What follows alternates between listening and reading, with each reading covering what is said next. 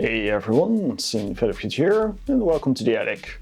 And today we're going to take a look at a new product by Unfiltered Audio. Now it's been a little while since we've had a release from Unfiltered Audio, and usually they release some pretty interesting stuff, so this should be a fun one.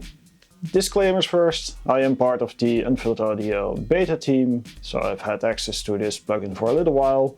They don't pay me, but still take that into account.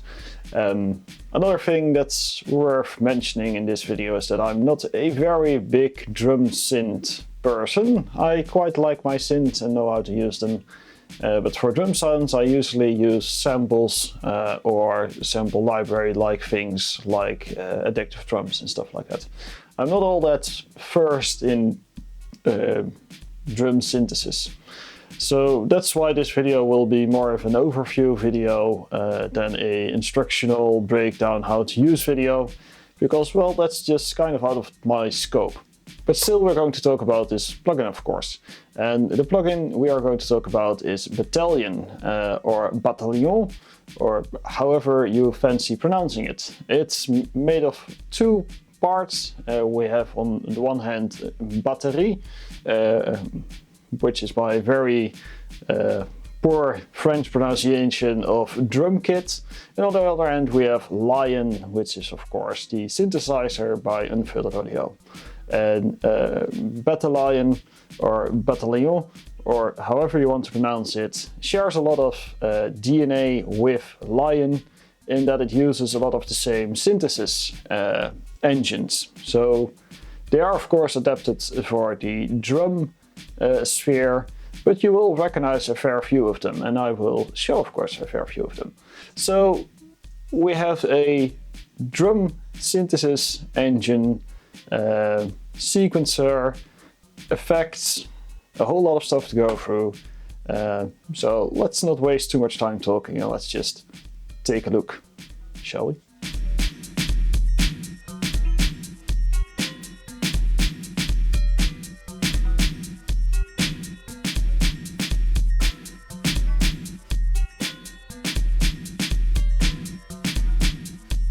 Alright, and here we are in the interface.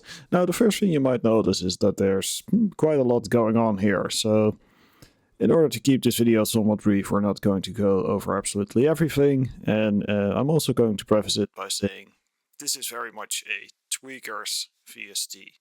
So if you like tweaking and control, this will be right down your alley. If you're very much someone that is into just hitting a button and having everything exactly where you want it to be, well, there's a lot of presets, but this might not be entirely for you. Let's just quickly grab a fresh new instance. So we're just going to duplicate this track and let's get into it. Let's set it back to default and let's get the timeline going. So on the left side you have your 8 voices. You can set any voice to anything you like. And let's start with coloring in a sequence. So down here you can select the sequencer and you have a pretty nice little Euclidean pattern filler. So if you just want to fill something up, it's that simple.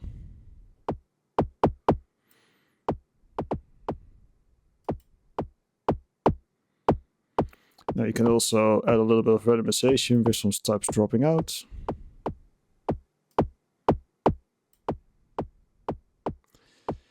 But for now, let's just leave it at this.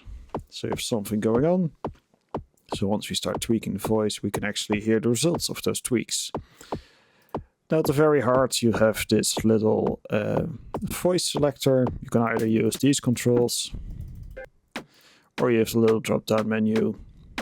As you can see, there's a few Lion staples in here as well, like terrain for instance is one of the Lion voices. We also have a voice in, but let's stick to kick for now. Very simple controls. Pitch, pitch decay,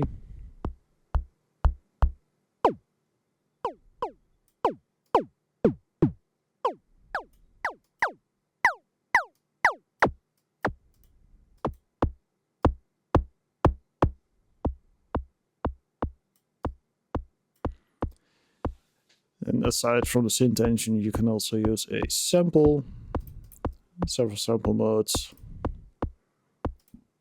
And you get a nice collection of samples included with the VST.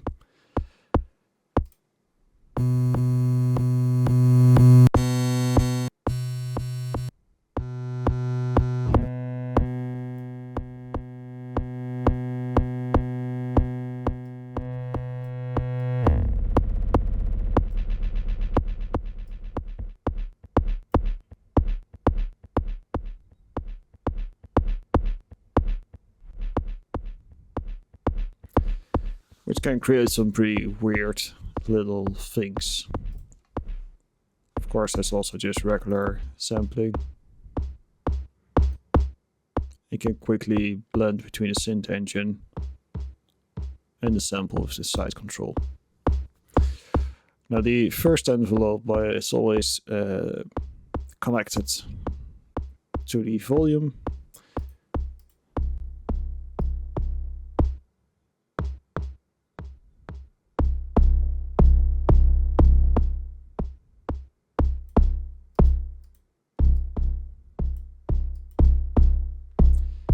That's pretty neat. If you want to tie any of the envelopes or modulators to any parameter, you can simply click the little icon next to it. So for instance, let's connect the envelope to this distortion as well. And you can see the modulation happening right here. If we were to also connect this envelope, that will add to it. Double click to reset. It's always a nice feature. You also have some macro controls and some randomization controls here. So let's randomize it a little bit. Oh, let's add a filter here.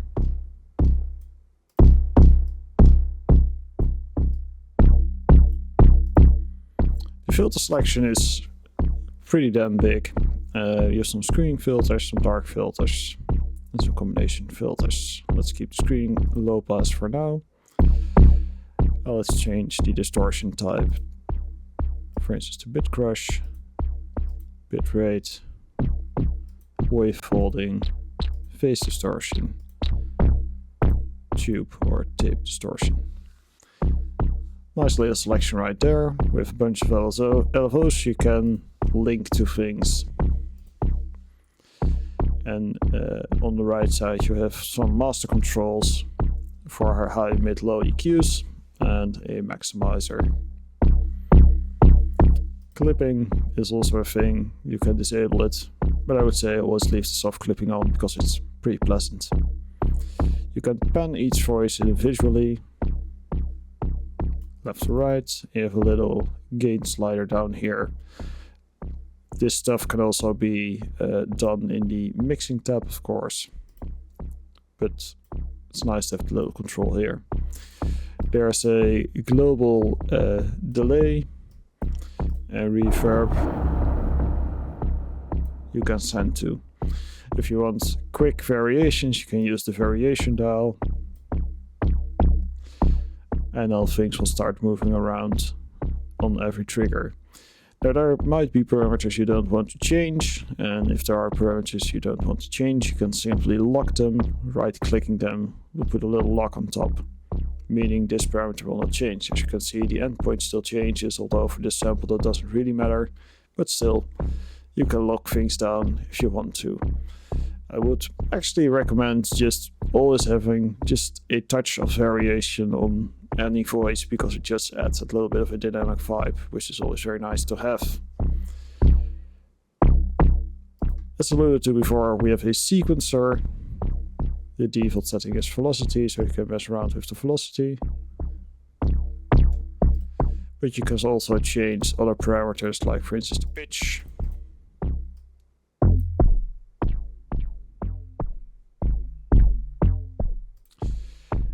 If you accidentally create something you totally despise, you can just press the little cross here. It will delete just that setting,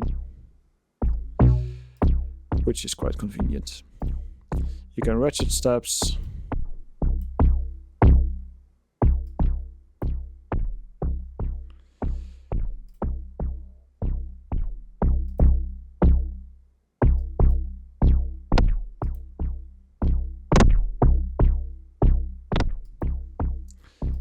maybe not the most obvious thing to do with a bass drum, but it's possible. And also pen.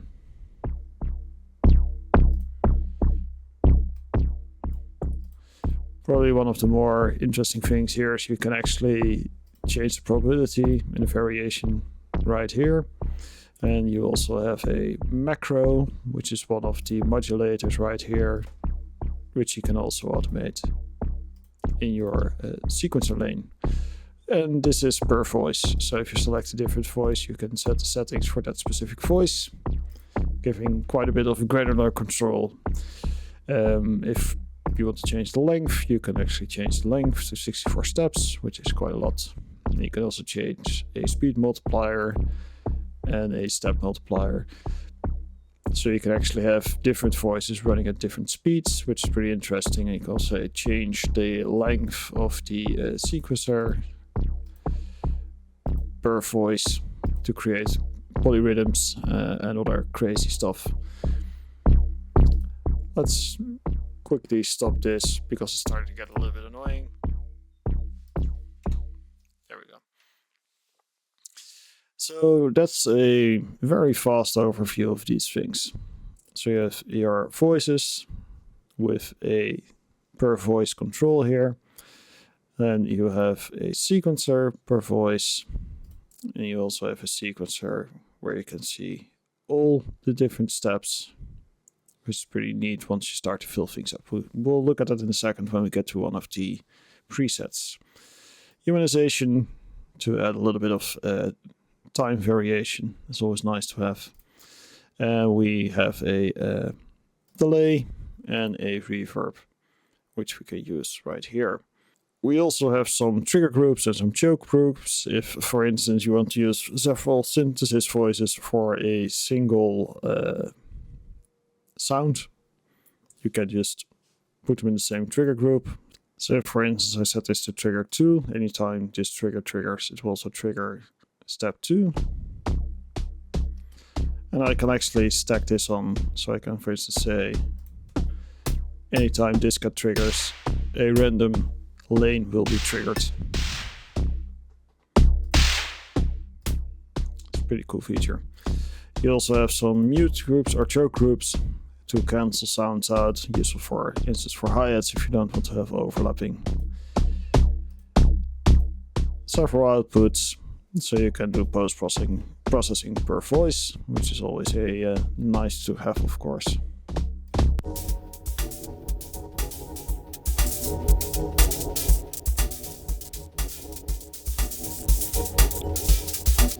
Now if you go to a patch that is a little bit busier, if you look at the all sequencer page, you can actually see all the steps which are active and where the notes are active, which is pretty neat.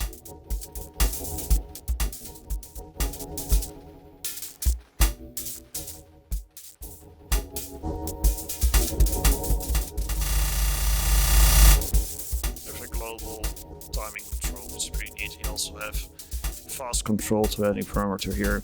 So if, for instance, I want to add some weirdness to this, I can actually just crank up the fill, I can change the pattern around, change the shift. So that's pretty neat. Aside from that, we have some performance controls, but I won't be going into that too much. I would highly recommend just reading up on this in the manual, which is very extensive. Just to quickly give a little bit of a show of the range of sounds we have to our disposal, let's go through a few engines in a quick fire succession. Now we already talked about the kick. I'm actually going to revert this to default and color in the sequencer. Let's do 4 steps. There we go.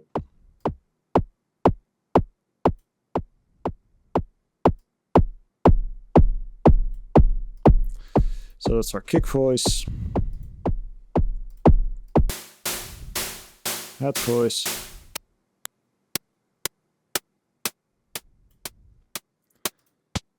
snare voice,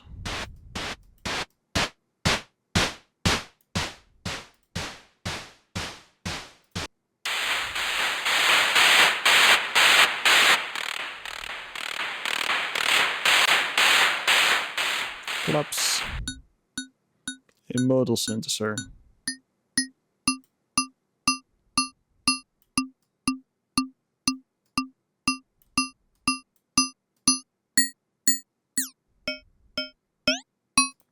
Cowbell, of course, very important.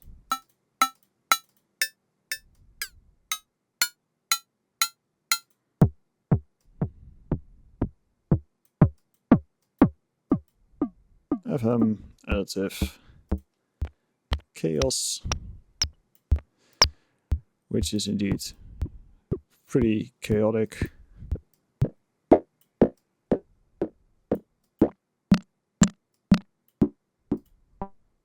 Fosim.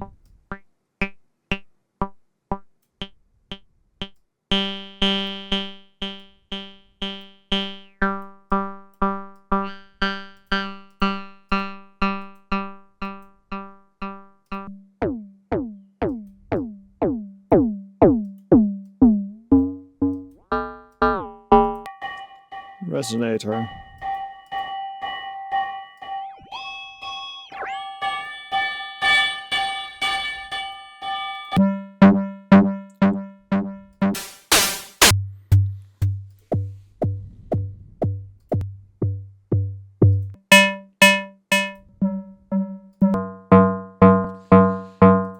And all of these have their own specific parameters, so there's a lot to play around with aside from the very deep library of factory samples. Like I said, there's a lot of them, and there's also a pretty good selection of all sorts of interesting drum machines for you to use right off the gate. A lot of these are very nice indeed.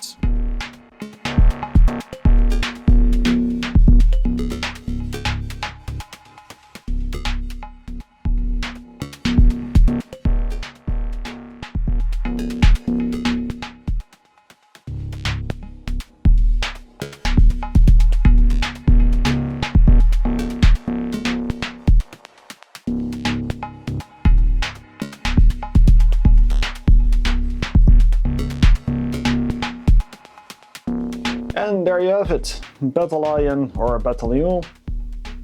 This is going to get very annoying. I should have confirmed how to pronounce it before making the video, right?